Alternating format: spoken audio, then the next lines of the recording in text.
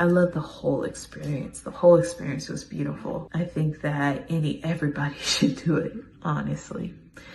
But I think that Black women in particular will really benefit for going on this type of trip, this journey, this experience. Even if this was my last, which it's not, but even if this was my last experience with this group, with Reset with Design, I was so happy. I'm so fulfilled that I went on this trip. I encourage anyone and everyone to sign up to go and stuff. They have payment plans, so you can pay as you go and stuff like that. Like, the only thing is stopping you, to me, is you. I feel like this is something that is so needed, so needed. And I encourage anyone and everyone to do it. Come on in, come on in, come on in, not come on in, not come. Sorry, y'all know I'm weird, whatever. Hey everybody, what's up? It's your girl BondyBlue. So let's go ahead. Hey everybody, what's up? It's your girl BondyBlue. Okay, follow me on Instagram and let's get into the video, right? Hey everybody, what's up? It's your girl BondyBlue and I am back for a different type of video. All right, I guess you would call this a story time. I have never directly made a video about my experience dealing with Hurricane Katrina because it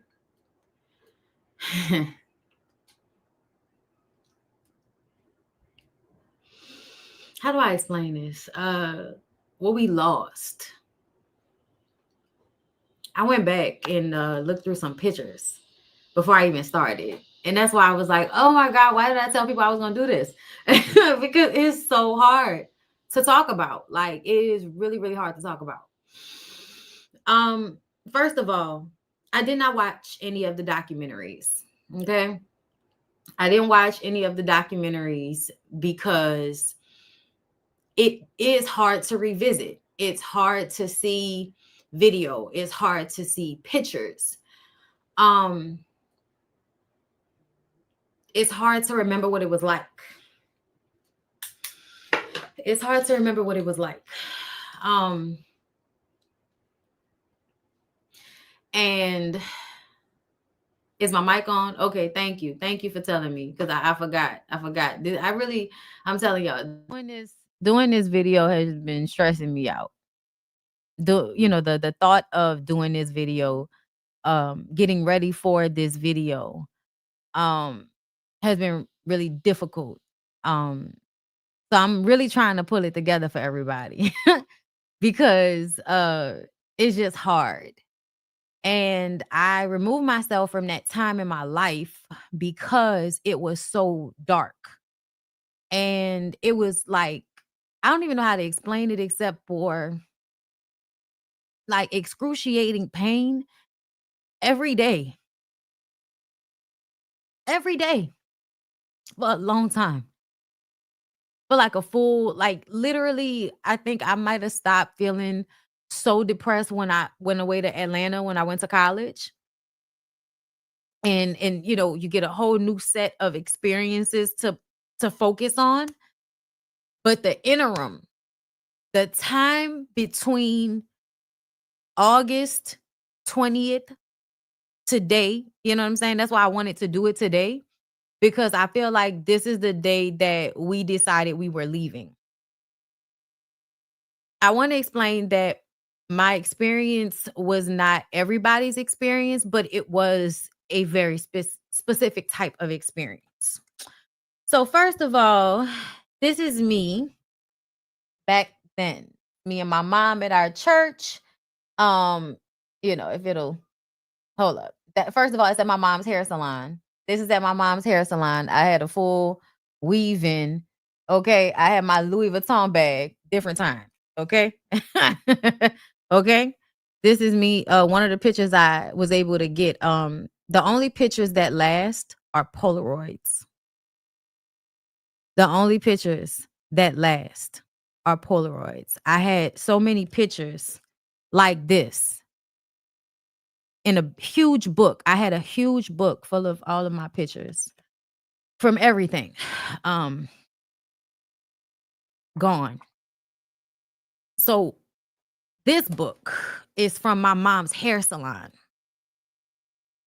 which has some pictures in it. And so the salon didn't flood. Our house did. My mom's hair salon is now, I believe, either it was a museum or a house child, but at one point it was a double. My mom had a hair salon in one side, and our family, whoever needed to live there, lived in the other side. My grandmother and grandfather first. My grandfather died in 94. My grandmother died in 98. And then my uncle moved in. And I have to tell y'all, like, what my life was like before, because I need for you to understand what we lost. This is after. This is the first Mardi Gras that my uncle masked in after the storm. Before then, this is what I come from, right? Like, my family masked Indian. My family is well known. We are we are somewhat middle class. You know what I'm saying? This is outside of our house. If I can hold up, y'all. Let me get it to stop moving. Hold up. Okay. I'm gonna leave it right there. So okay. So this is me, junior year of high school. I don't have many pictures of myself. This is 04, because I cut all my hair off. I big chopped. This was before it was, a thing to do. This is before YouTube. I had that long weave in my head and decided that, you know what? I don't need to have a weave in my head in order to feel pretty. So right before I started, right in the middle of my junior year, it was the beginning. It was the fall of my junior year. I cut all my hair off. This is me when I was younger. This is my graduation, another Polaroid that actually made it. That's my aunt and my cousin and me. And I'm showing you these pictures because I just want y'all to understand, like, what my life was like as far as my family. We were all together all the time, especially at my mom's hair salon. This is me performing at the mall. If anybody lived in the East, y'all know about the mall we had. Okay. So they used to have like performances and stuff, and I did the Nutcracker. I was the little girl in the Nutcracker at the Christmas play at the mall. Right? This is the year before Katrina happened. This is me in my Warren Easton Fundamental High School uniform right after. This is literally right after I had cut all my hair off. Didn't know what to do with it. There was no, natural hair products like that back then. I just knew I wanted to cut all my hair off. And girl, it was a crazy experience, meaning that this was my hair when I was graduating from high school. Bad year. Girl, bad year. All right. Listen, we did I didn't even want to go. This was the prom. I think either the prom or the homecoming child, something at I'm trying to get it there we go.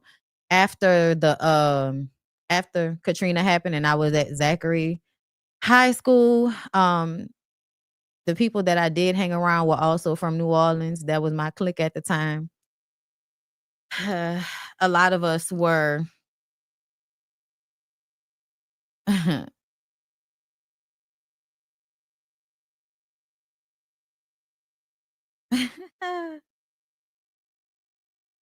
What's up, Negro? Keep your minds together because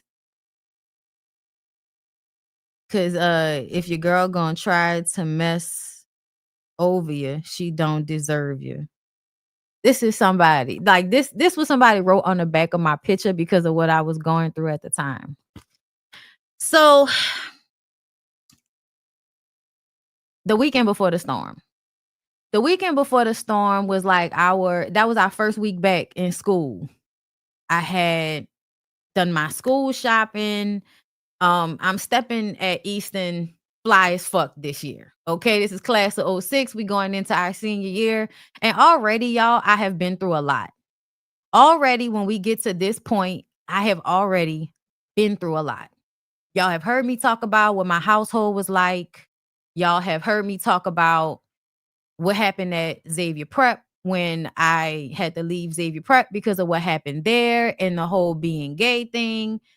Getting kicked out of that school, being punished for months. For months. I was punished from October until Christmas is when he finally stopped being angry with me.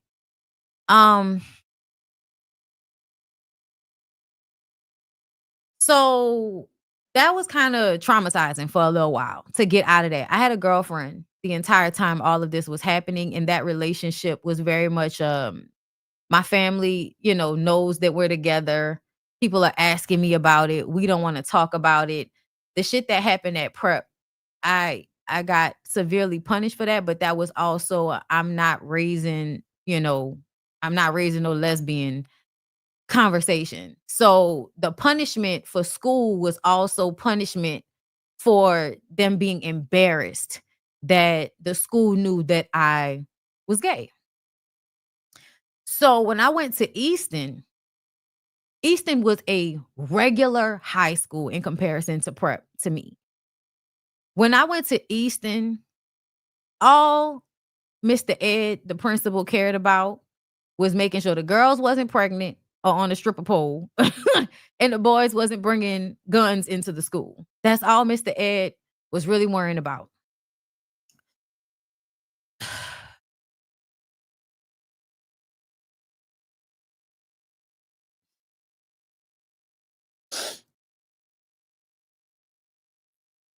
I was already kind of like a person that was already displaced because of what happened at prep.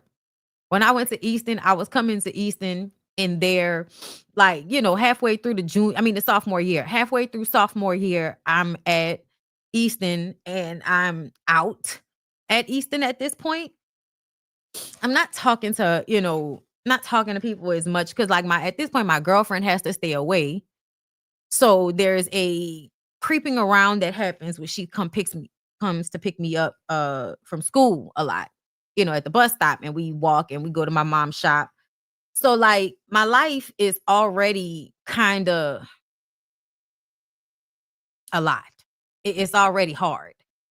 The gay thing was really a lot to go through, to getting kicked out of school, going to Easton. At Easton, it was easier because everybody had this is not a private school. I went from a private school that my dad was paying $6,000 a year for. It was a lot of embarrassment and shame in what happened. And it was hard for me to get into another school of that stature. So I went to Easton. Easton was another school that people in my family had, left one school and went to another. People had left prep. My other cousin left prep, went to Easton. So I actually really liked Easton, and I did what I did at prep. I'm the same person everywhere I go. I'm cool, but I do kind of stick to myself. I might have a small clique of people I really fuck with, but for the most point, I'm in and out of other people's cliques. I'm in and out of other people's circles, and I'm really a loner. But a loner that a lot of people know, and a loner who a lot of people might get along with or might not like. I was a straight shooter, and people did not take kindly to that my entire life, right? Every experience in school, I feel like I had to deal with tension between me and other people. So I definitely was somebody, yes, that floated around.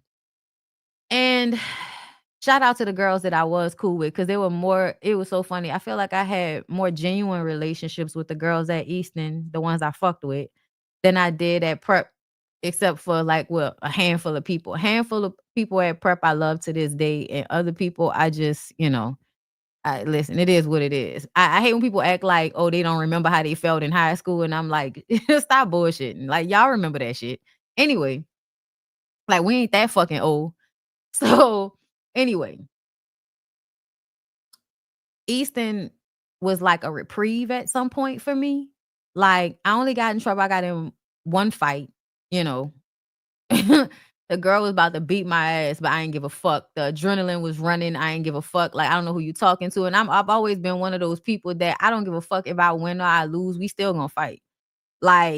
I don't want to, but I will, because nobody is bullying me anywhere else but at my fucking house and at that shop. Ain't nobody else bullying me. So we could fight every day if we got to fight every day. Okay? So that's, I had that type of thing going on. And again, boys hated me because, not all of them, but what would happen is dudes would really like me because I was cool as fuck, right? And I was in a band. So I would be cool with dudes. They would like me. But if another nigga made them feel lame or try, you know what I'm saying, for liking me or being cool with me, then they would all kind of be like, oh, I gotta leave you out there by yourself so I can go back with my clique of dudes. A lot of them was like that with me because I was somebody that had more friendships with men. My best friend growing up was a dude. So when I was home, I was with him. Fast forward to after Katrina, and shout out to Anthony, because I don't want to put Anthony up here like that just in case. It's social media. I don't be liking to post my people just in case they might feel away. But there's a picture in here somewhere of my homeboy Ellis, who became, the same type of best friend to me right after Katrina. We both were in Zachary. We both went to Zachary High together. When I tell you I was always in this man's mama's van, his mom worked a lot, and he would get her van, and we would drive around and listen to Lil Wayne mixtapes and this one fucking Soulja Slim album that I could never find again. But it was the only time that I had any like emotional reprieve because everything felt terrible, bro. So I'm hyped up for senior year. Got my Puma book bag, my matching shoes, the football game, the jamboree. Every year at Tad Gormley is a huge football game, and we always going to the football game. It was 35 and was it 35 in Aug or was it 35 in Easton? I think it was 35 in St. Aug. It was St. Aug. Jamboree was always St. Aug. It was 35 in St. Aug. So that was a football game. I had my outfit laid out. I went and got a t-shirt made with Angela Davis on it. I had these fire ass tweed slacks I was gonna wear and some suspenders. Like, I was really coming into my style. And this is also the early 2000s. So we was business casual for no fucking reason. Okay. You see pictures of us, bitches got on blazers and peplums. Leave us alone. It was the era we was in. Don't worry about us. Okay. So it's starting to feel like the jam not gonna happen because the storm is coming. Mind you, we deal with this every year. Every year when a hurricane comes, me and my family go to the same place. We have my dad has a cousin on his dad's side in Baton Rouge. We have family in Baton Rouge. So we will go to my dad's cousin's house in Baton Rouge. All right. I used to like going to this lady's house because she had a lot of movies and they were like displayed all over her house, a lot of books. And I was somebody that liked books and liked movies. And I used to like to go by her house because I would just pick something I had never seen before and just put it in the TV and watch it. I was a very easy child to get along with for the most part. But I would say things sometimes that adults felt like children shouldn't say. It's not my fault. I just had a better understanding than people expected me to have. But it's the way, a lot of adults responded to me. I didn't always feel liked if I wasn't completely diminishing myself. So my dad says we're leaving. Of course, I'm scared because the news is telling everybody that it's bad. It's gonna be bad. Ray Nagin got on the news and told everybody that they gotta go. And a lot of people who don't normally go, which are normally the poor people, for instance, my girlfriend's people stayed in some apartments in the East.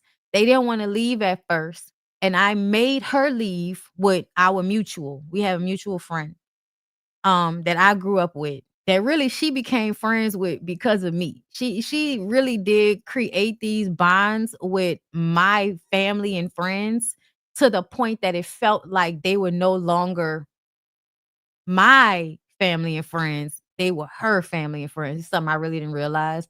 I was going through somewhat of a abusive, toxic relationship with this girl before.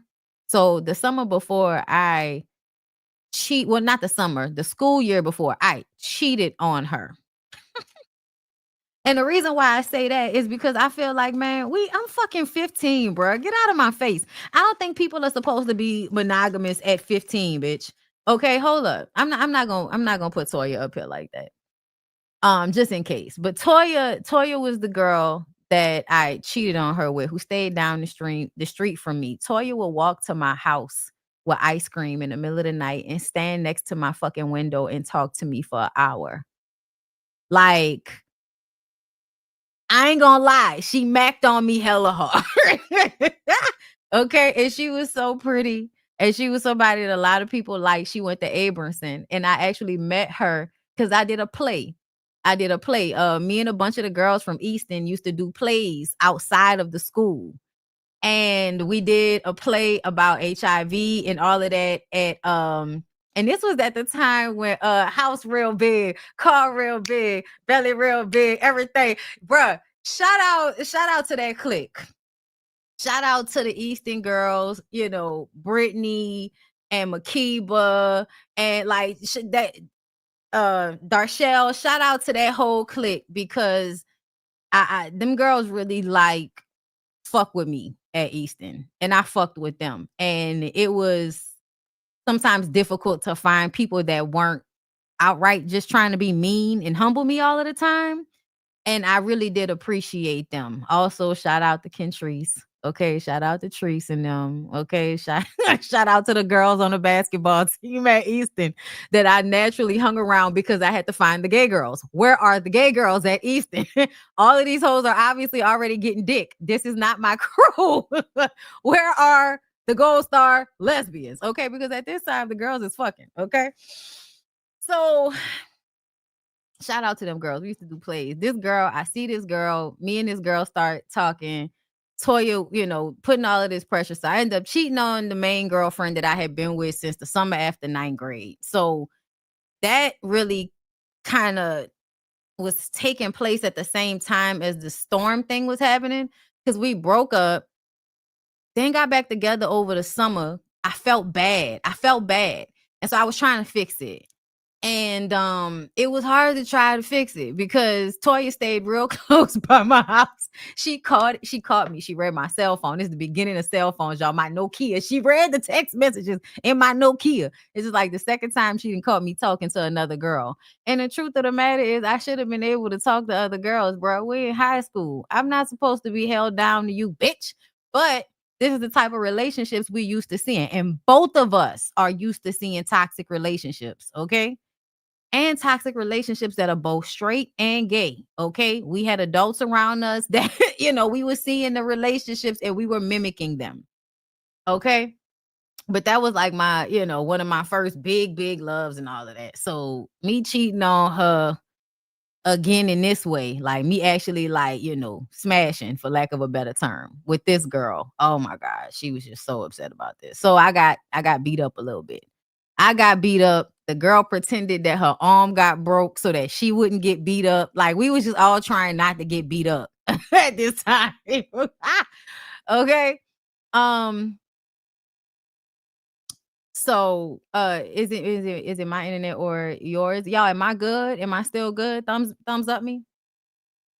So and LaToya is important to the story. And, you know, I want y'all to know this. Like, this is important. I'm not just telling y'all shit for no reason, because this goes into what happened after and the depression and all of the shit. Okay.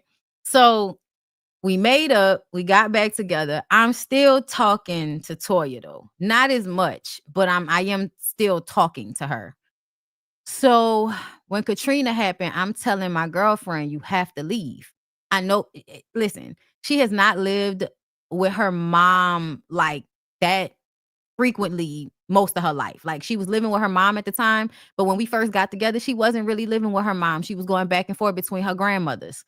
So this is somebody that already kind of is moving around low key on their own, right? There's a level of independence that she had that I did not have, to the point that my mom trusted me with her when we were going to catch the bus. I didn't need to catch the bus. Somebody could have always came and got me. If my mama couldn't come and get me, my cousins could have came and got me. My sister could have came and, like, people could have always came and picked me up. I wanted to catch the bus because I wanted to be able to be out and about because I didn't have a lot of freedom. And that was the only, one of the only times I could get some freedom is when we were leaving school, after school shit, catching a bus, going to my mom's shop. Like, that was my freedom, because once I was home, everything is locked up, right? And you have to ask for permission to do every fucking thing. And you normally gonna get told no for everything you want to do. So, you know what I'm saying? Like, these times were of the essence. Okay.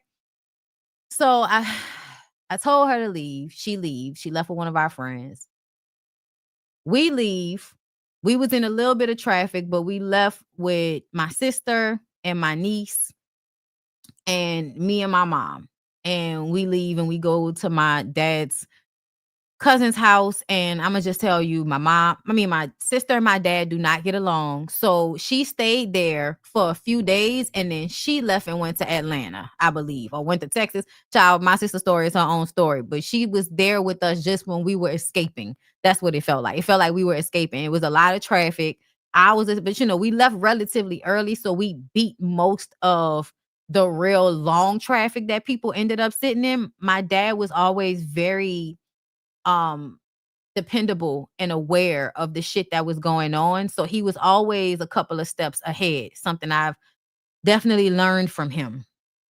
So we leave, we go, and I'm thinking it's just another time. I packed a few things, y'all. I have so much clothes, so brand new shit in my closet. I packed a few things because normally we would be gone for 3 days and then we would be back home. So I didn't pack a lot of shit based on the fact that this is the umpteenth time we've done this in my life.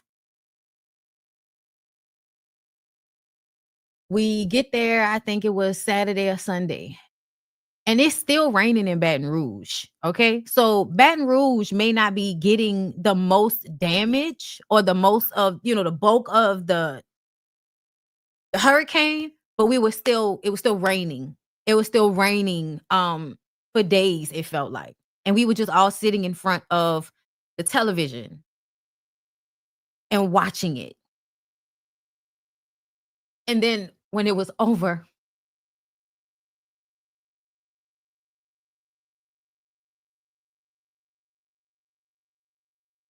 and I didn't find this out until later because one of my friends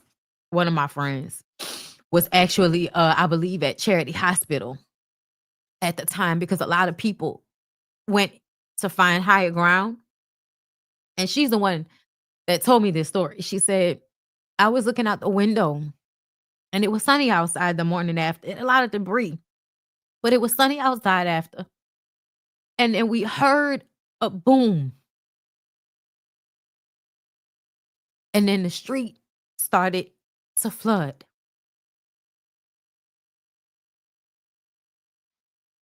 I saw one of my classmates on a roof in the news coverage. In my neighborhood, a string of bodies tied to a pole. And my sister was working at the news station at the time, so she and my brother were able to ride in a boat down the Elysian Fields where their houses were. And we were able to come back into the city sooner than other people because of that. And I got to my house.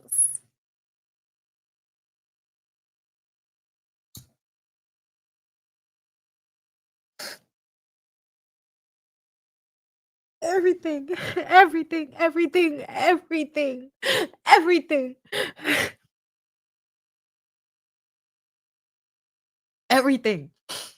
I went back to that house. That house don't even feel the same as when we lived in it. This house don't even feel the same. I went and saw that house now, and my dad had put a lot of money into the house a couple of years before. New floors. I still remember what it smelled like. His sewer stink smell that you could still smell on some of these pictures. Everything. And that's what I went for first. What's my book that was sitting on the fucking ground, and I took out of it the Polaroids that were left, and I set them out to dry when we got back. And it was the last of what I had. We took things that we could keep. There's a picture of Billie Holiday that I still have. The pictures from Jazz Fest posters that my dad had on the walls. Some of those we were able to keep. But we had 8 feet of water in our house. And it was eerie. Walking through the house, everything was so brand new. Watching it in disarray like that was insane. The wood floors that were only maybe a year and some change old were buckled. So you had to like watch where you were walking. We had an extra refrigerator in a garage that had fell in front of the door, so we couldn't get in the garage. My sister's car and my mom's car were in the garage. The carpet was still wet. And the carpet in my room was this Caribbean blue that my parents had let me pick out how my room was going to look. And I went in there and I still had the blue jean bed set that my mom had gotten me to match the Caribbean blue walls. And I sat on the bed and the bed was still wet. We had to put these hazmat suits on.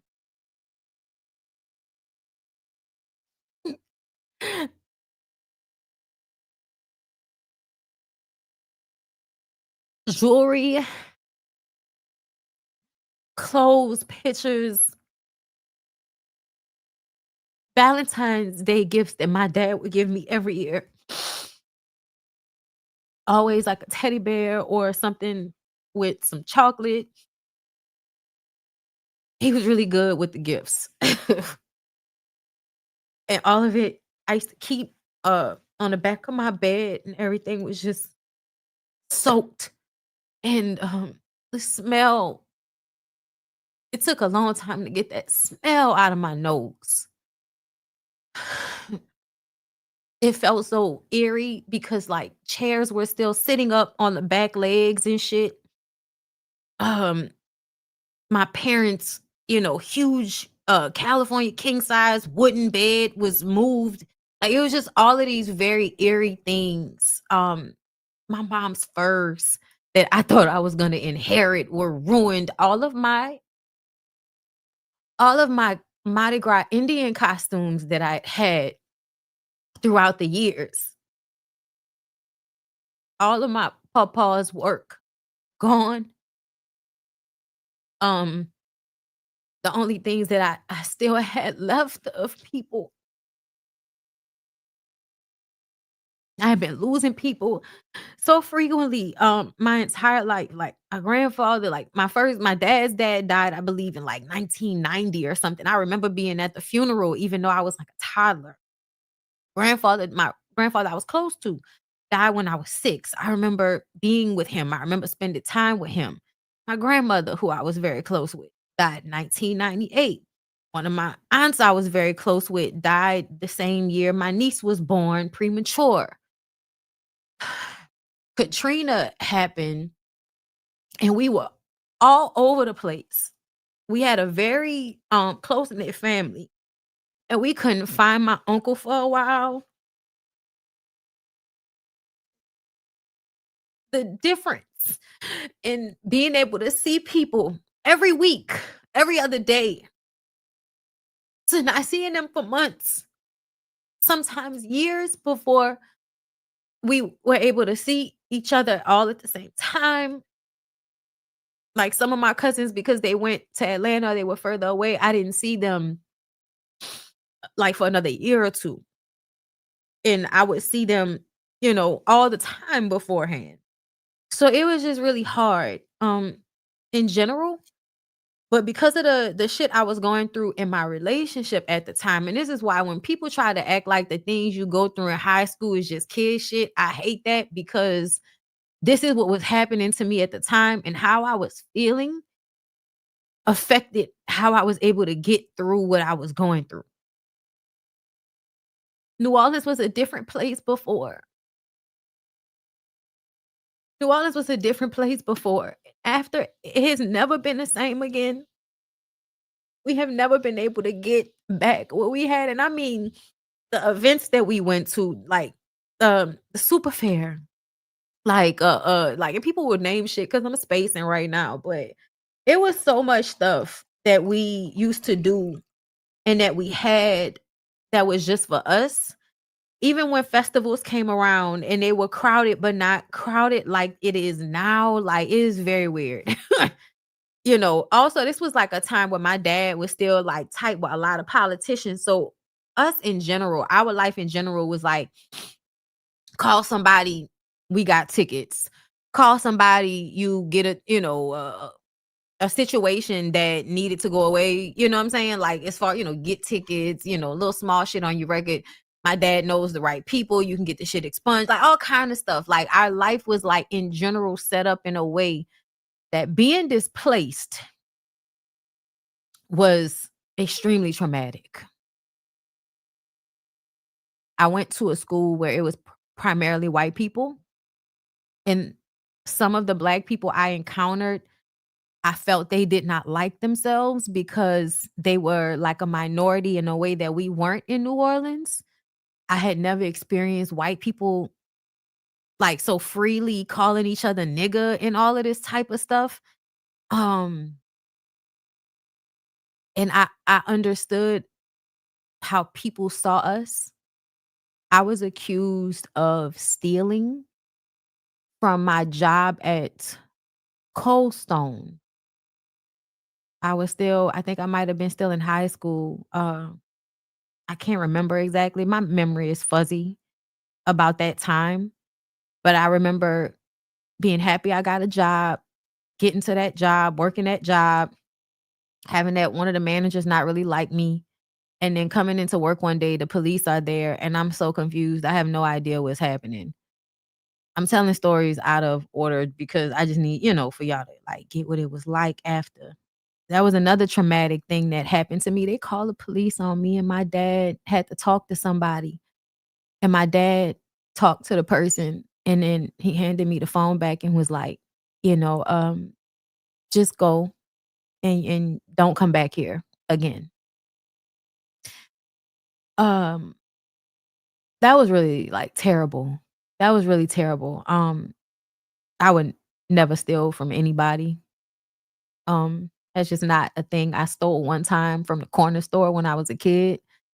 That's another thing. Down the street from my mom's shop, Vietnamese people owned a corner store, and we would get food out of there, and we just always, supported their business back and forth or whatever. And I stole out of their store when I was like maybe 8 or 9, like very young. And before I even got back down the street, they had called my mom. So after that, I would never steal anything again. I think I might have stole something from Walmart during this time. And it was really because it was an accident. And then when it happened by accident, I used to be like, man, let me see if I can get out of here accidentally. After I ain't never like went in there and just took something. I buy some shit and then leave something in there that I didn't ring up. Did not happen often. Okay. I'm too scary for that shit. Okay. But either way, like being accused, like I knew that happened to me because I was from New Orleans and this is right after Katrina.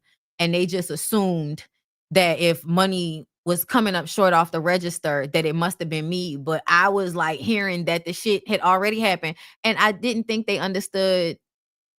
They didn't understand. And that's another thing. People assume shit about me because we were from New Orleans. Everybody assumed I was some poor girl that, didn't have a dad or some shit. Like, I don't know what they thought, but I can tell that when my dad would show up, it would break the illusion of who they thought they were meeting. Like a lot of shit happened because people feel like you ain't got nobody to fight for you, I feel.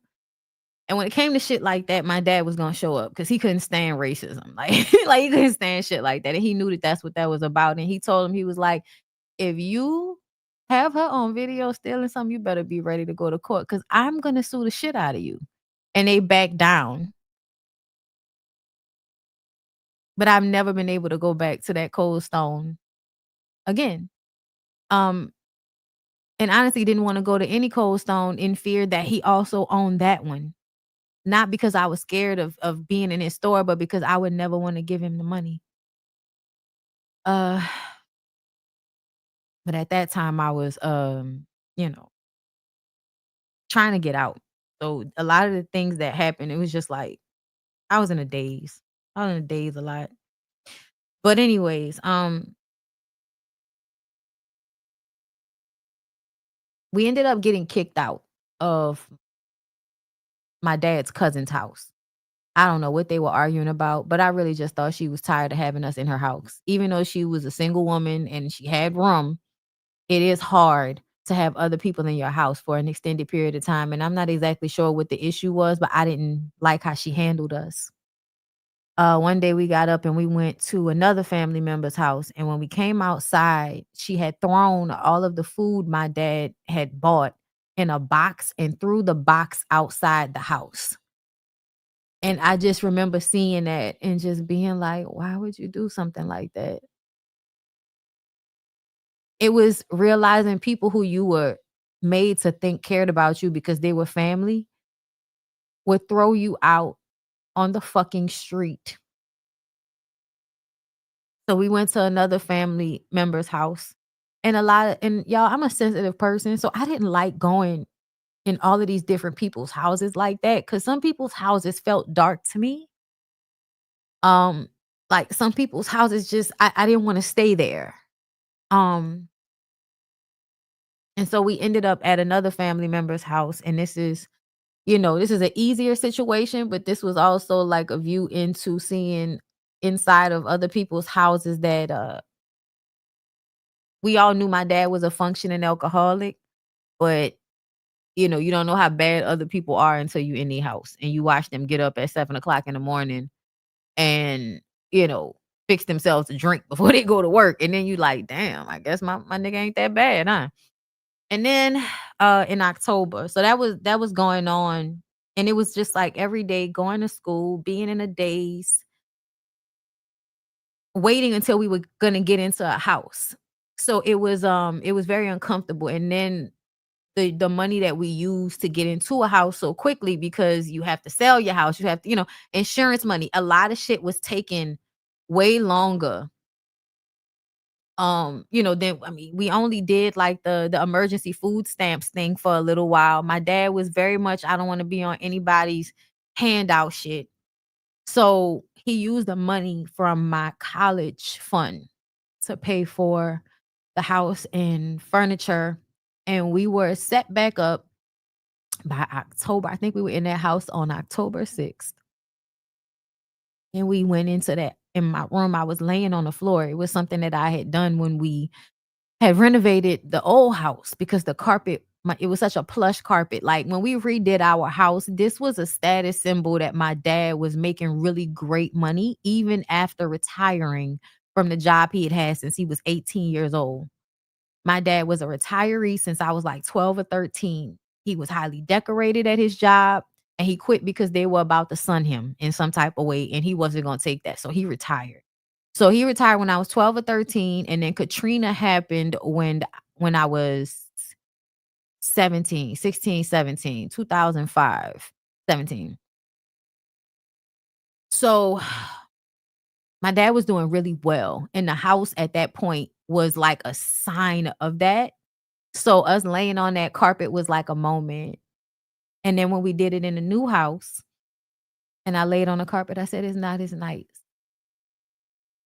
It's not as nice as the carpet, but it's okay. It's good enough. And my parents came in there and laid on the ground with me. And I always remember this moment because I think it put us on level playing field for a minute. The hierarchy of my family was always a thing. But in this time, it was like a lot of that had to take the back seat, like the normal abusive behavior had to take a back seat during that time, which is why I forgot about a lot of it. So, we got the house, we got new furniture, and I'm in the school that I don't really like. And this is me then. This is outside of our house. I had lost a lot of weight. I know it doesn't like look like it. Oh shit, what happened? I know it doesn't, look like it, but for me, I had lost a lot of weight during this time. Uh I was very depressed. I was in love with Eva the Diva also, obviously. Okay. Not my idol, girl. You grow up. Girl, you grow up. But I never delete anything because I feel like I am, that's who I was then. That's who I was then. And it's okay. I was cuter than I gave myself credit for. Y'all see that Billie Holiday photo on the wall? That was a gift to me from my parent. It was one of the only things that one of the few things we were able to get out the house. Me and my parents shared the same birthday. I remember that t-shirt. Like, I remember the clothes because I only had so little clothes at that time. I'm coming from having so much to having so little. Um, and having to build things back up. This was when my sister took me to Italy the summer after. So this was 2006. I was still having a hard time back then. This is later, Oops. I didn't mean to do that. But it was a really hard time. It was a really hard time. When I was in school before I graduated. When I say I was depressed and I was having a hard time and I was still talking to the girlfriend. I made my parents go and get her. She was displaced and she was with our friend and her family. And so we were still talking, of course, because we were together when Katrina happened. And I made my parents go and get her to bring her somewhere so that she could get to her mom. And after that, I think went and started dating. I'm not gonna mention who she went and started dating, but she went and started like dating another girl that she met. And this is when Facebook starts. So she puts in the sand her name, loves the girl's name in the sand in the beach. On the beach. And she posted it on Facebook. And I think I just dying a little bit inside every day behind that. It seemed like at some point she was intentionally doing things. When people started to come back to the city and I was still living in Baton Rouge, we were still in high school at the time. And I went back down there. My cousin had got an apartment, so I went and stayed by my cousin. And she told everybody that I just showed up. Like, she started telling people that I was like stalking her as if she wasn't still talking to me, as if she did not tell me to come. So that was really terrible. She treated me really bad during this time. She would say really fucked up things to me over the phone. I think even I remember this day so well because I think this might have been the week she said, I wouldn't care if you lived or died. I would never forget her saying that to me. So, but another reason why she would say things like that is because guess who the fuck was in Baton Rouge? Toya was in Baton Rouge. Toya was close to me yet again. Okay, closer to me than she was. And so me and Toya started dating and we had our toxic relationship until we broke up when I went to college and then went into another toxic relationship. But it was really hard. And when I was going through that with her, I had lost a lot of weight. And I was always still into everything, right? So I'm going to school. I had a job at the grocery store. My dad got me a job at the grocery store.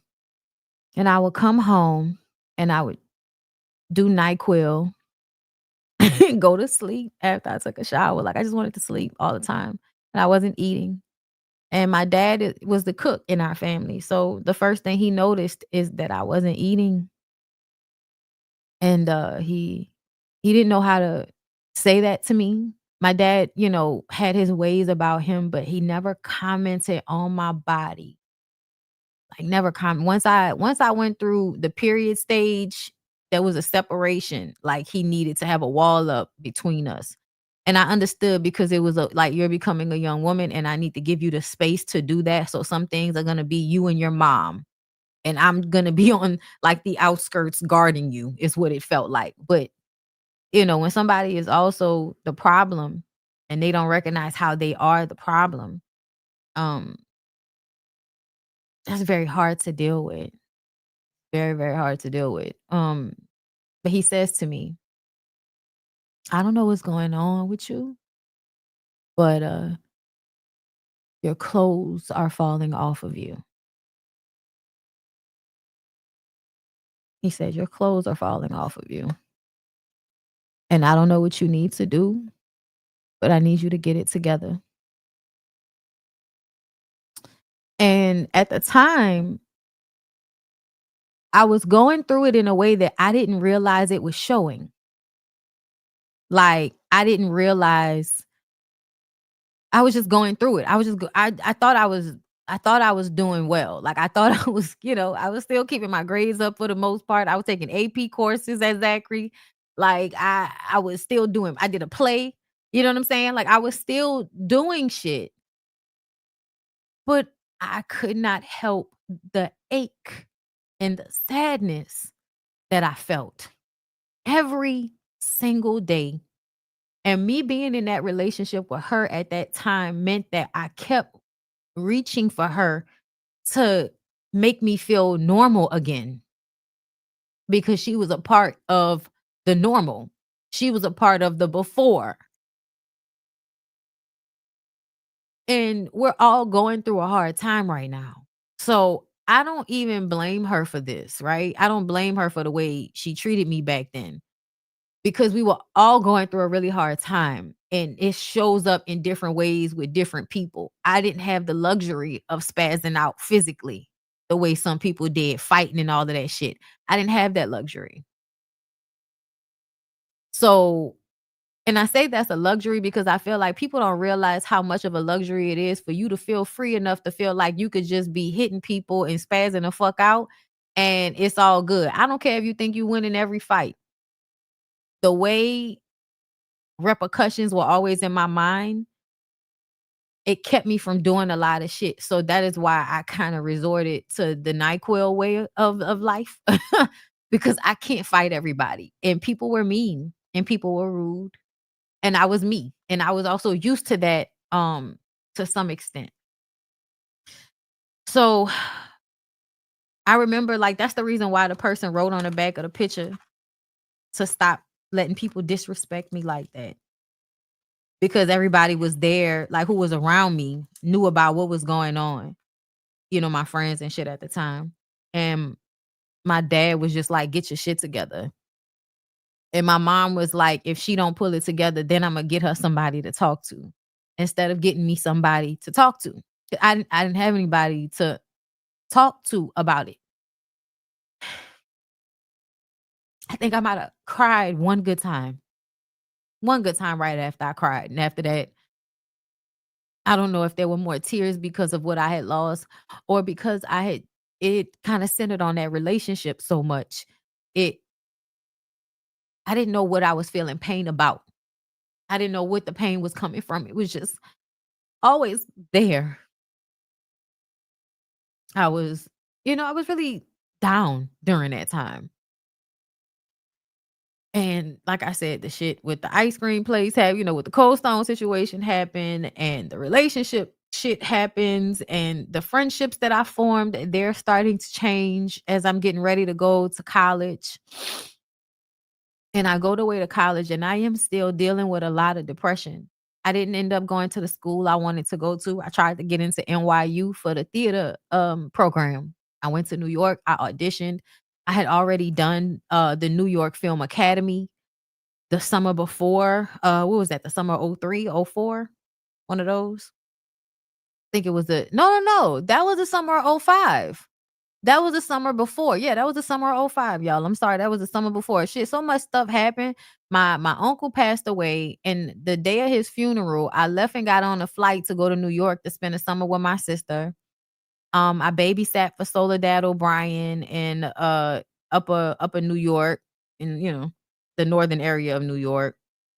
And then I went to a New York Film Academy. A white boy had a hard crush on me. Like a hard crush on me. Wasn't the first time though. Okay. My boyfriend in middle school, one of the boyfriends in middle school was a white boy. Okay. Um, so I'm just trying to, because it's so much, y'all. It's so much. But because my uncle passed away. My uncle is Big Chief Tootie Montana, okay, of the Yellow Pocahontas, which is the tribe that my family originally comes from. When it comes to masking Indian, and there's been some separation and some pulling apart, and now we the Wachita Nation and all of that. But prior we were the Yellow Pocahontas, and that was like our whole, our family line. Like, we're famous down here. The Montanas are famous. My mom's side of the family is famous down here. I went from how I would characterize myself as the little New Orleans princess, which is how I felt about my life. Even though it was hard, I still felt privileged, to feeling so invisible.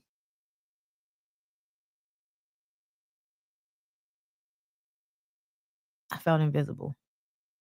And y'all see these jeans I have on, the jeans and the belt? Like, that's what he meant by my clothes were falling off me. Those jeans were not fitting me anymore because I had lost so much weight between the time that we had gotten in that house and July, when this was. This was no, I'm sorry. This wasn't July. This was May. I'm looking at the post, but this actual picture is from probably was my birthday or like that summer. It was that summer after I graduated from high school, like literally the graduation party or whatever. This is what that picture is from. So I had lost a lot of weight. I was really depressed. I was trying to get over the girlfriend who was, I feel like, taking pleasure in hurting me at the time. Uh and then I was dating the other girl, and that was toxic, but it was reprieve, like a space to feel some type of good feelings. Started smoking weed around that time. Uh and then when I got to college, um, you just keep going. You know what I'm saying? Get into another relationship. Like, but I was only in Atlanta for a year, and I loved it and I wanted to stay. And my dad found out he had cancer. And so I had to come back. And he didn't tell me he had cancer at first. And I was trying to go back. And when you tell me that the issue is money, and I go and get a fucking scholarship so that you don't have to pay the money, and you still call me a bitch and tell me that if I leave, you won't let me take my car. You won't help me at all if I leave.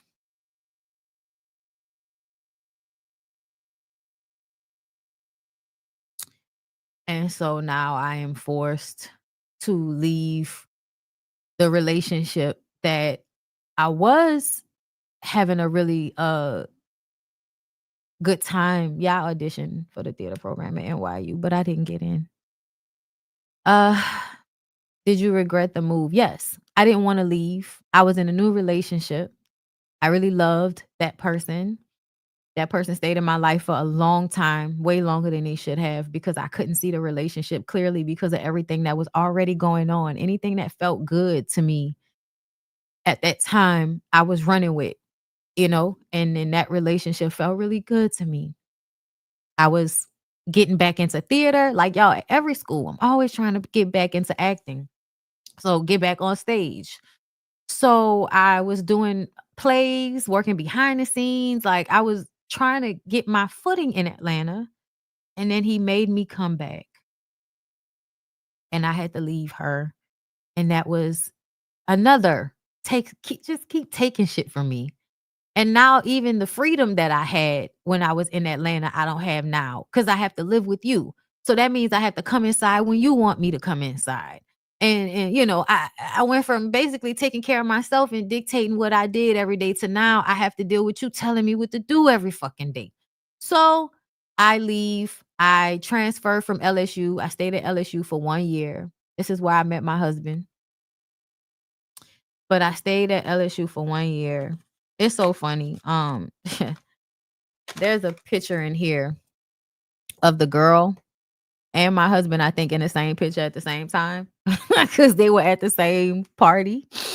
That my birthday after my freshman year of college, she came. Actually got in a really horrific car accident. We almost died in a car accident driving from Atlanta, coming back to New Orleans for my birthday. And then, I ended up having to stay in New Orleans, and that really hurt. And that was really terrible. And I went to LSU, and I was depressed when I was at LSU. And then I moved to New Orleans, and I went back to dating men. I moved back to New Orleans, and I went back to having relationships with men. And yeah. 1, 2, 3, 4, and you're out. So yeah, I think I might have had 3 relationships after that, and one of them was with like my childhood sweetheart. Like, that relationship was tumultuous and toxic, but he was what I needed at the time, and he was also a piece of home. I was always trying to get back to that place. And he was that. I remember I called that nigga on the phone and was like, I want to break my virginity. When are you coming back home? Because he was at school in Texas. And I think we started talking over Facebook. And I was like, straight up, you know. And this was me. I was trying to get over the girl. And I'm like, well, this should help me get over the girl. Let's break our virginity. So, it did. It did. It moved me right along into the next, toxic relationship until I was toxic out, which is why at 21, when me and my husband decided to start dating, it was from the aspect of lyric, but lyric like family, lyric like me. Okay, I guess. Well, I'm not into him like that. Yeah, okay. Then I graduated from college, finally. I graduated from the University of New Orleans in 2010 on time after my dad had passed away in April 2009. And that's a part of the Katrina story for me because my life directly after was very, very hard. And it was like I kept getting hit up one after another to me. So, he dies in 2009. And he was sick before then with cancer. So we were taking care of him. And our relationship changed, and I had a lot of empathy.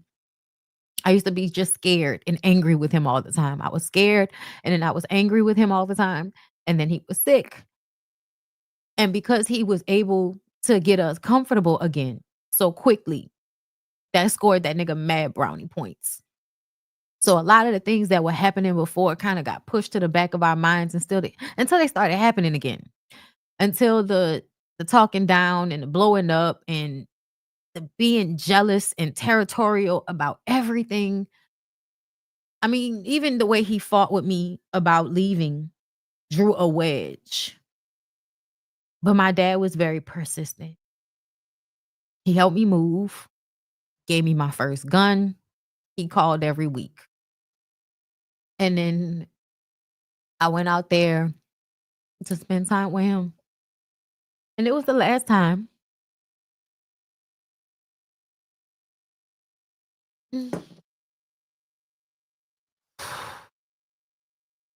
So Katrina happened August 2005.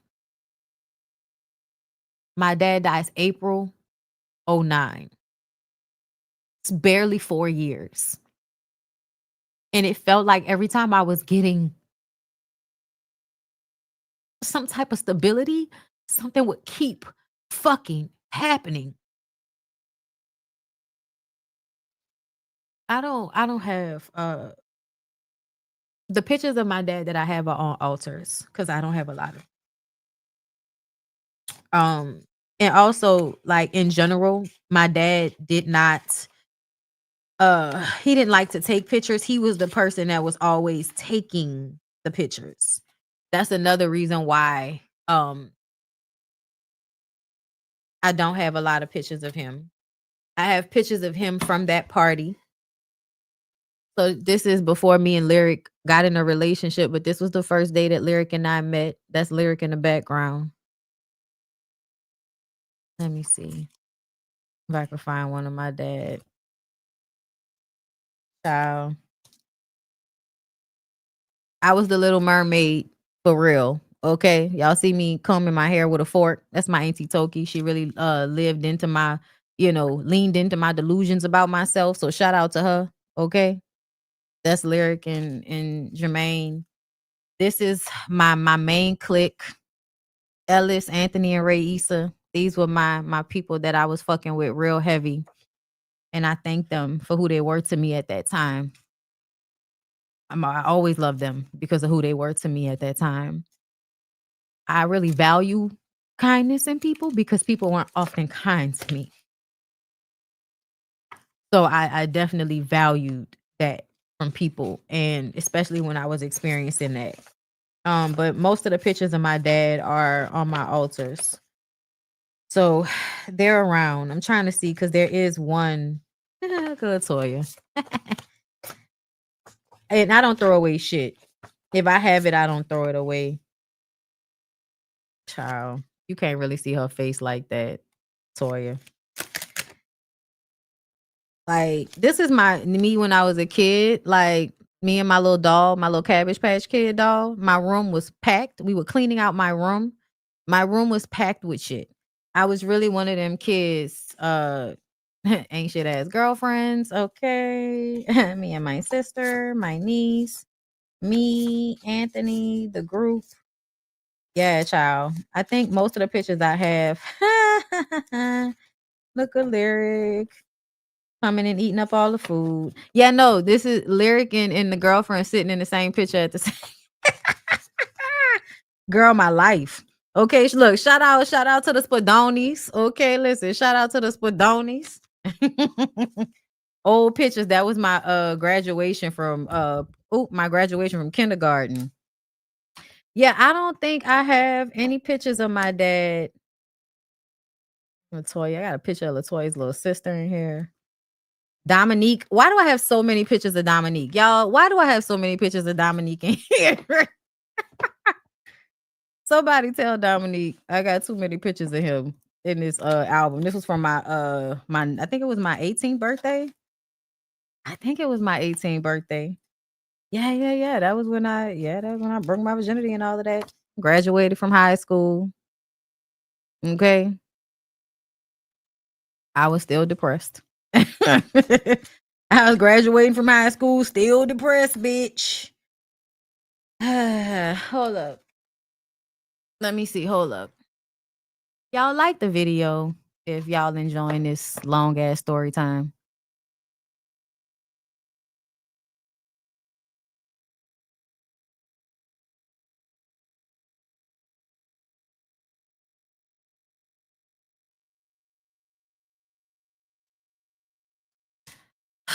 Okay.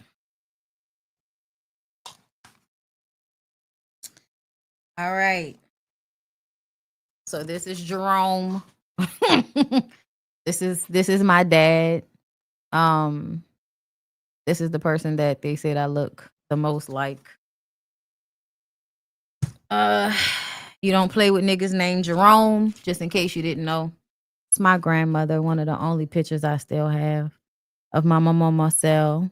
I am my grandma Marcel. That's another thing. A lot of y'all don't even know that y'all know this lady simply because you know me. She is the person that potty trained me. She is the person that I spent a lot of time with.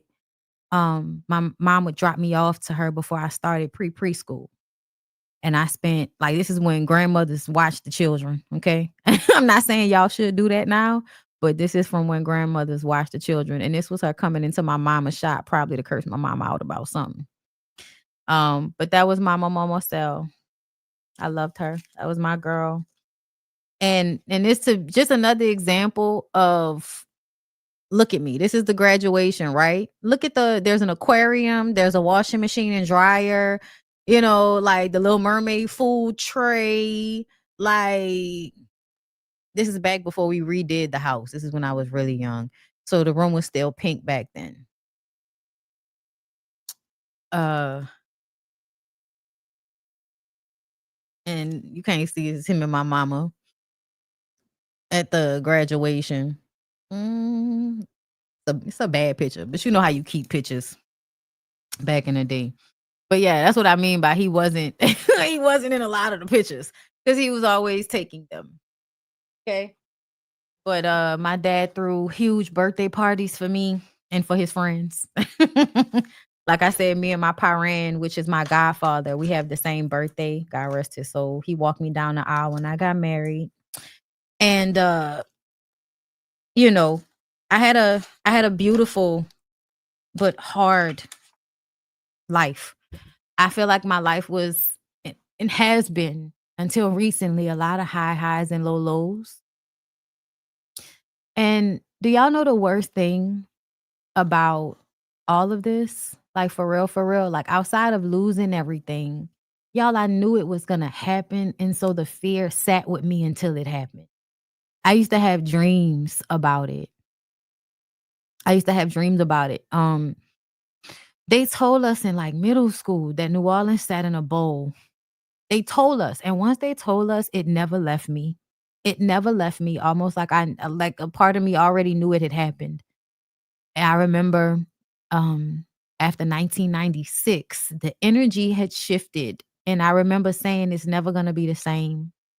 I told them when my grandmother was going to die.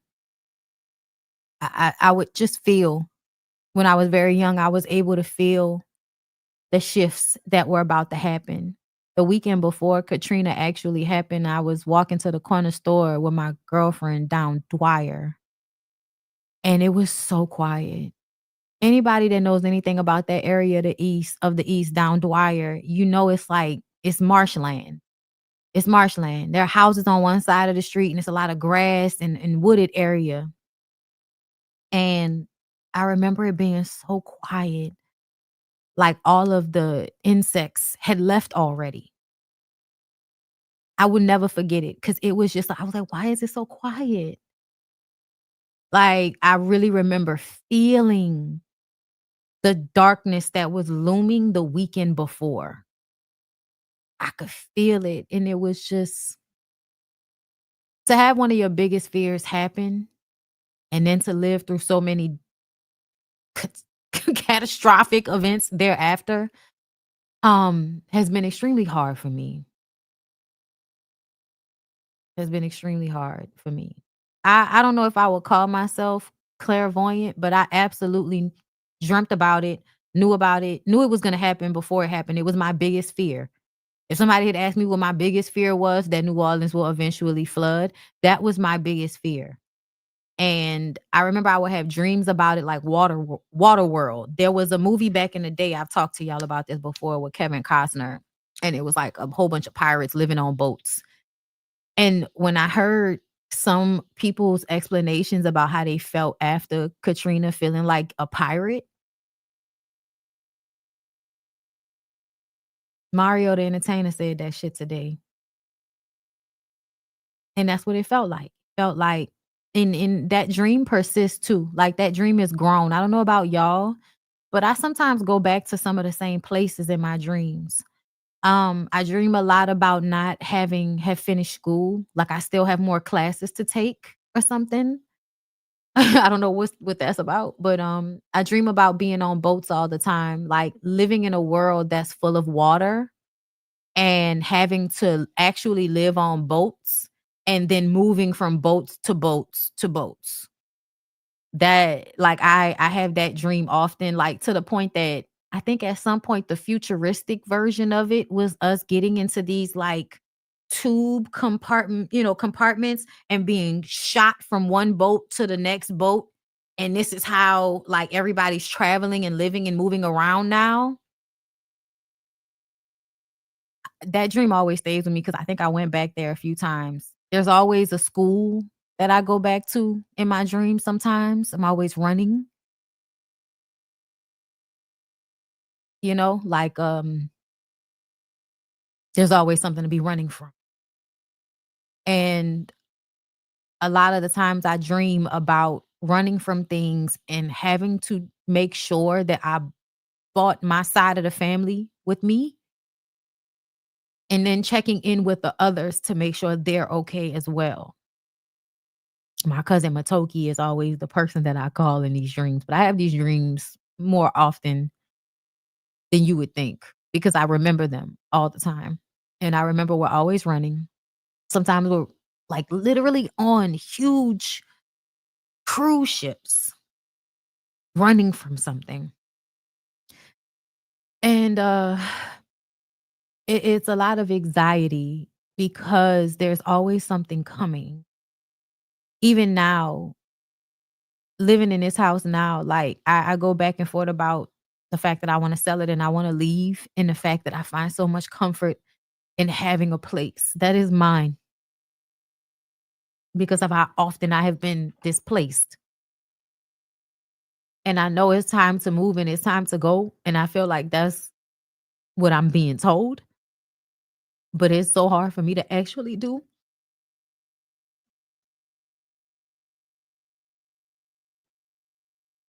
Because we already lost what this was before. And we have somewhat built an experience here now. Like those of us, I don't know how many people know me in real life that live down here or in here. But the people that I fuck with down here, the girls I went to school with who run successful businesses, and we all like kind of keep in contact and follow each other and support each other's businesses and all of that. The events we go to, like the way we are able to still stay in some type of community. Like I'm not even as involved as I would like to be.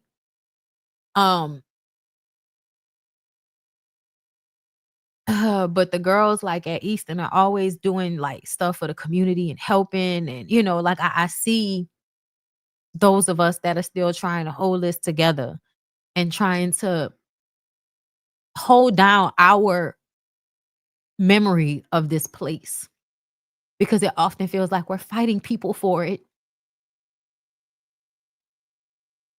And when something has already been taken from you, like we can't go back. I can't explain to y'all how crazy it is to live here and feel like it's a place that you can't go back to because it's not the same. And the places don't feel the same. The neighborhoods that felt one way back then don't feel that way now. The people that used to live here, the way we were all kind of like, even on my street, white people on my street, Latina people on my street, black people on my street, it was mostly black, but it was a mixture. Even that, like, it's so much lost. It was just so much lost since that happened. And it's hard to leave here for fear of losing it again, for not having a place here, or for having what my family, the people I know, what we represent being here, not being here for us. Because somebody's always trying to come in and take it, gentrify it. They don't help it. They don't make it better. It pisses me off when I go to other places that have high hurricane occurrence and they have the infrastructure to protect the people that live there. And for some reason, New Orleans and surrounding areas can't get the technology it will require. And this is when you start to realize that people are doing these things intentionally. They want us to have to keep having to rebuild over and over again so we can leave and they can come and buy it. And then what? Make it more expensive? When there's no more us, and I'm talking about all of us, for real, y'all know who I'm talking about. Those of us who were here before, those of us that have roots here from before, those of us whose families go way back here. If you are not from here, you don't understand what it feels like for us to have lost something and to feel like we're always trying to fight to retain the piece of it that we do. And we bought houses and we went to college and we did what we were supposed to do and we held down good jobs. We did everything that our boomer parents told us to do. And at every turn, there has been another set of never before seen difficulties for our generation, my specific class of people, to go through. And when I tell you I'm in search for peace because of what I went through,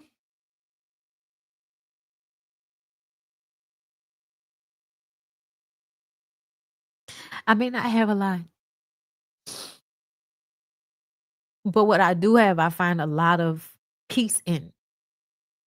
And that's what I search for now more than anything. It's peace.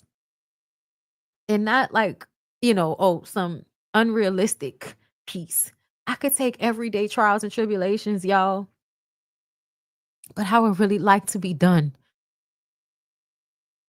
with life-altering traumatic experiences for a little while. I would like to be. I feel like there has to be some generation of people that didn't have to go through as much. I don't know when they were, but my God, today.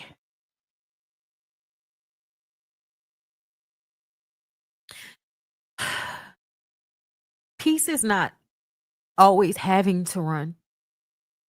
Peace is a life that's not led by how much people can exploit me.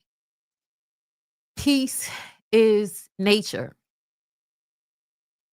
Peace is my fucking dogs and my husband and the friends that I do have, that I do share this same energy with and this spirit with. Peace is when I go on my trips with the girls and how it's like we really trying to find a way to create community outside of America because we are tired. We're tired. And once you realize, and I know y'all have seen this from them documentaries and shit, but I didn't need to watch any of those documentaries in order to know that people are invested in making life hard for us. People are super duper invested in making our lives less peaceful. And I find the fact, that I have such peace now is an act of fucking rebellion. That I wasn't supposed to turn out this good. That I wasn't supposed to have a healthy, honest relationship. That I wasn't supposed to be loved fully. That I wasn't supposed to be able to be myself and have all that I have. I wasn't supposed to still be taking care of myself. I wasn't supposed to go to the places I've been to. I wasn't supposed to do a lot of things based on how people saw me and where I came from and what that meant to them because of what happened to us. Ain't that some shit? You get to look down on us because we lost everything and you didn't. That's why we didn't like that comparison to COVID. Shout out to Tiff, Honey 504.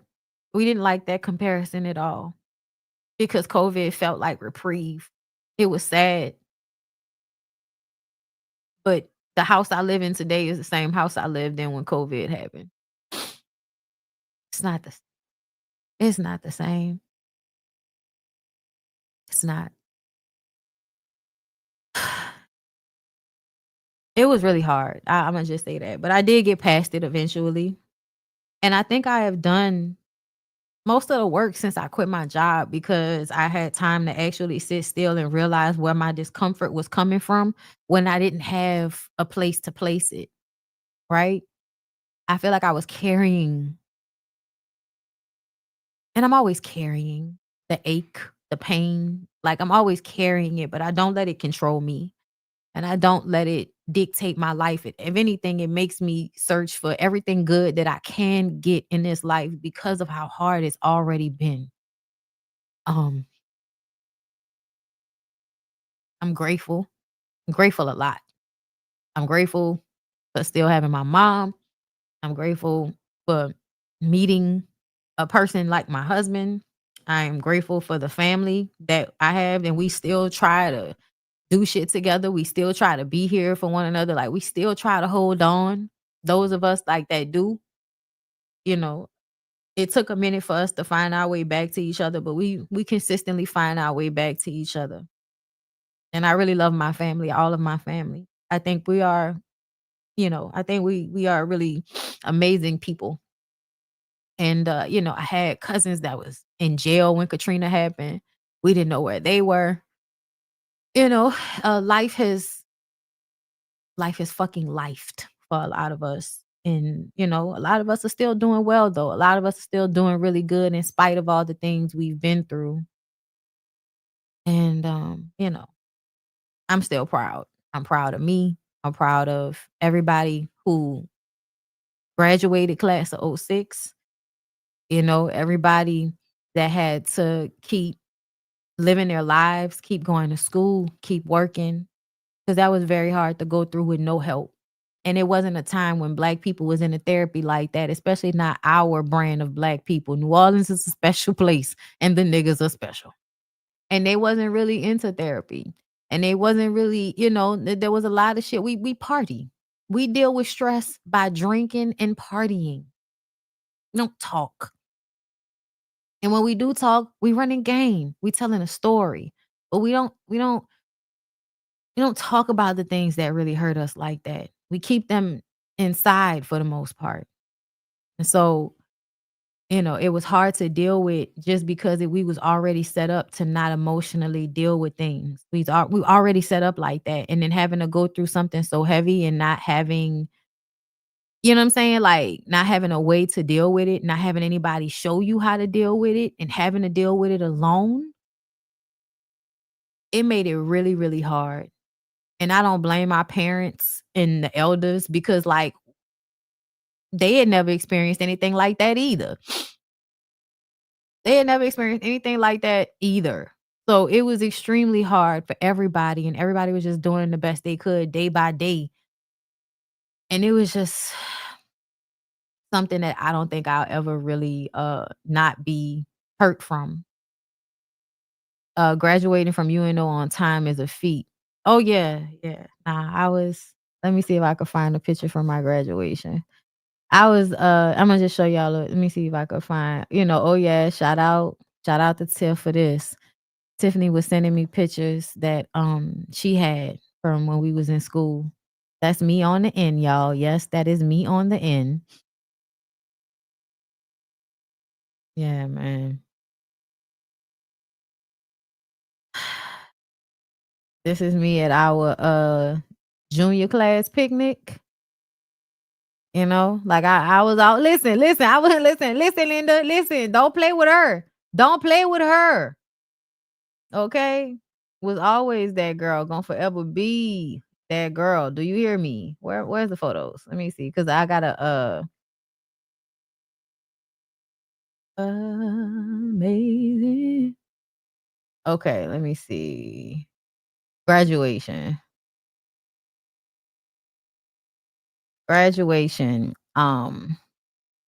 Yeah, girl. Getting ready for my graduation in my apartment.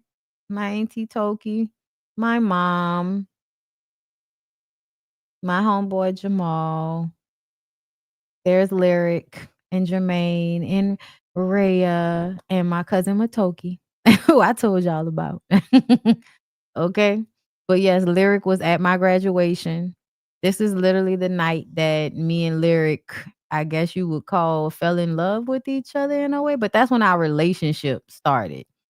My niece, me and my mom, we sat in this living room, and Charmaine and my sister, Jermaine, me and my sister. Listen, okay. So Lyric is my cousin Jermaine's best friend. We all went to LSU together. When I came to LSU, they kind of, I was welcomed into their clique at LSU.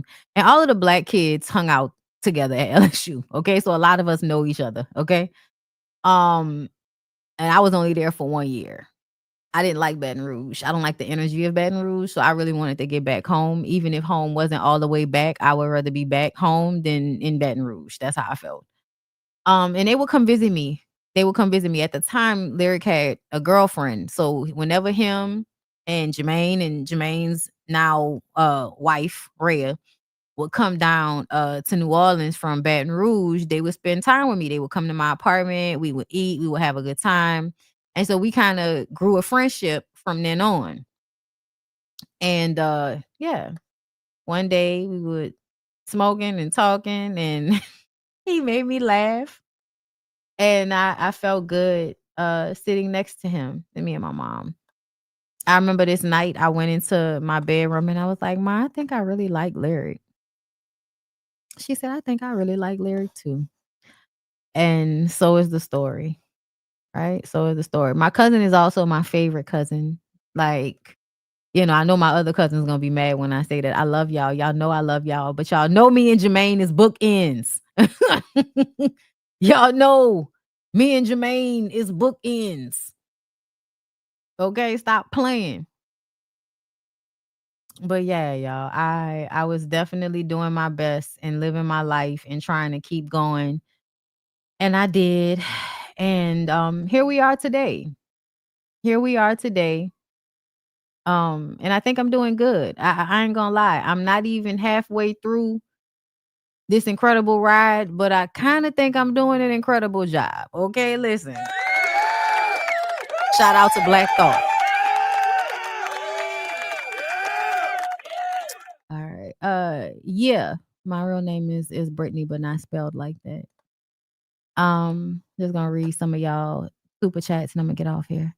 Dina, thank you so much for being a member. Camille, thank you for becoming a member. You know what? I'm gonna go watch Love and Hip Hop, and I'm gonna come back for members only, so we could talk about Love and Hip Hop. Yeah, I'm gonna come back and do Love and Hip Hop maybe around 5:30. Can we do that? Y'all come back around 5:30 for Love and Hip Hop members only. M Love Black always, thank you for the super chat. Sending love and positive energy for your vulnerability about a tragic event. The documentaries are hard to watch. No, they really are. That's why when people ask me, I'm like, no, thank you for the super sticker. Because like I have my own memories of what that was like. Katrina Carter, thank you for the super chat. I felt like it wasn't a lot of patience for us and what we were going through straight off rip as a kid. Like I'm a teenager and I've just been displaced and my entire home is gone, the school, everything. And I've consistently been just trying to find my footing. And I would keep getting upended at every turn, from the school situation to Katrina to going to college to my dad getting sick. Girl, I'm tired. Crystal, thank you for the super chat. Thank you for living in your emotions to relive this life-altering event. Thank you for coming. Miko, thank you for being a member. I'm so proud of you for having the courage to speak about your experience. If you didn't live it, you'll never understand what Katrina truly took from us. Yeah, it is. You can't even really put that vibe into words, what it felt like back then.